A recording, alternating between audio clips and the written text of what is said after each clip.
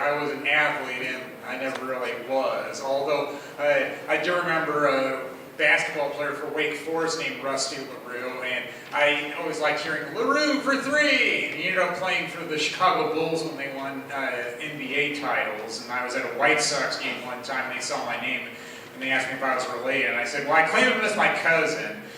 I didn't want to be like Dr. Galakowitz from those beer commercials and be a fraud, get found out. Yeah, I guess that's called having a conscience. Well, for the regularly scheduled jokes. All right. I try not to be topical, but it's kind of hard to ignore some commercials I see when I majored in history. Lately, they've had Amazon commercials, and it's hard for me to ignore the one that they have about Napoleon the Conqueror from France, because it's like he was over conquering, then he decided to do stand-up comedy, and it's like, all right, those two things I know something about, history and stand-up comedy. And Napoleon stopped conquering because he got defeated at the Battle of Waterloo. I mean, I wish that Amazon would just stick to ripping off Greek and Roman mythology and old fables and fairy tales. Historical figures, who do we blame for that one on wanting to put them in pop culture? Is that Bill and Ted? I guess so. But it's not the only time I've seen Napoleon as a character in TV commercials. Also for cell phones, which was about the Battle of Waterloo, and then there was a commercial for the Iowa Tourism Bureau because Napoleon sold Louisiana Territory so he could have more money to fight wars. Yeah, wars are expensive. So there was that. And I know some of my Facebook posting about performing at the Moth Hour, being a storyteller, and that seemed to be a good fit for me because I fancy myself more as a storyteller than a comic. There might be jokes in my stories, but I guess I'm not necessarily aiming for that in all of them. It's called being a stodgy academic. I guess I already preluded that by saying I majored in history.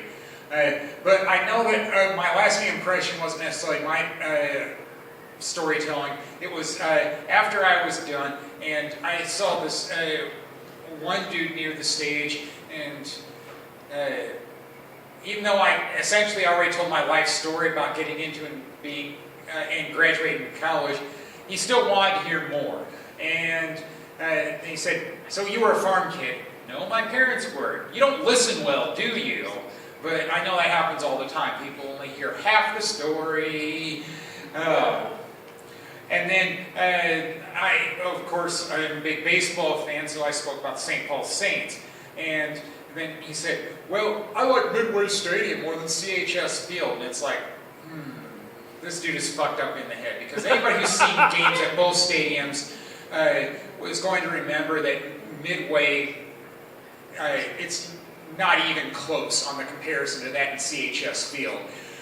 Midway was a glorified high school football stadium. It was essentially a dump. And and really all that dude is saying by he only likes the older stadium is, I'm old. I've met people like him all the time where they can't accept a new thing. And that's the reason why. It's like, things change, and sometimes things change for the better.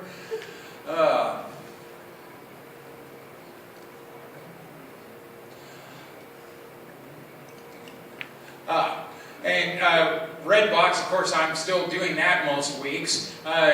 This weekend, no, I haven't done the next Addams Family movie, although I probably will do that soon enough.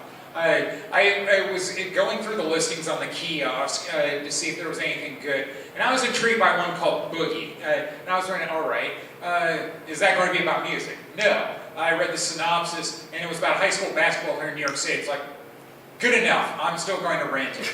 And I do like the coming-of-age story.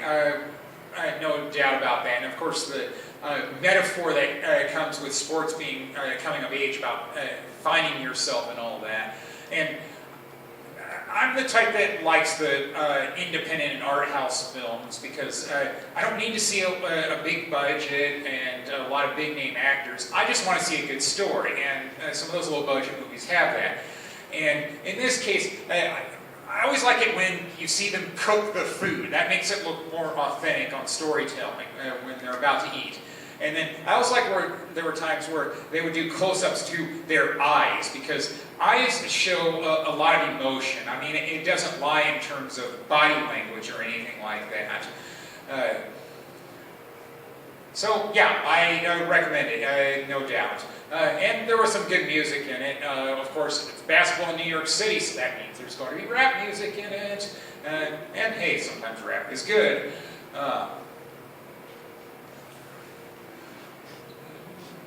My phone, sometimes I talk about that, like how I just got a smartphone. Yeah, finally, in November. Well, I'm still learning things about it. And you know, one thing that I miss about the flip phone is that I didn't have to charge up the battery very often. I seem to have to do that more often than I care to with the smartphone. But I'm trying to learn things on that. And I figured, all right, there's 2 solitaire apps on it, taking up a lot of space. I don't play solitaire, so they're gone. So hopefully I can go a lot longer on charging up my phone's battery now. And work at the bank, might as well tell a story about that too.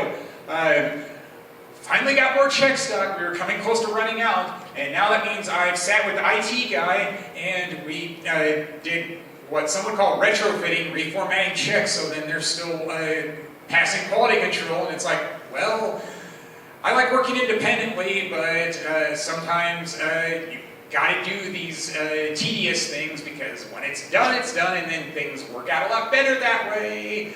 So, yeah, yay for that on collaborating at times, even during a pandemic. So I guess that'll do it for me. Thank you, all been great.